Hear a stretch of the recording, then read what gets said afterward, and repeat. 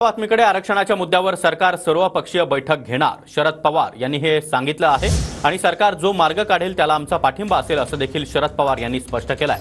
मराठा आणि ओबीसी आरक्षणाच्या मुद्द्यावर शरद पवार यांनी ही महत्त्वाची भूमिका स्पष्ट केली आहे।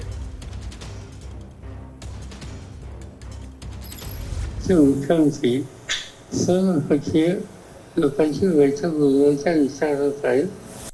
याची त्यांनी ह्या विचार केले दिसतोय त्याचा इथं कोणी राजकारण आणणार नाही।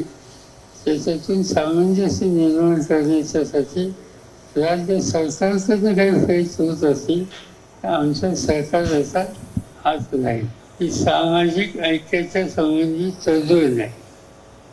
आज ओबीसी आणि अन्य जाती मराठा असो किंवा कोणी असो या सगळ्यांच्या मध्ये एक प्रकारची दुरी असणं ही समाजाच्या दिशेनं नव्या पिढीच्या दिशेनं राज्याच्या दिशेनं अजिबात योग्य।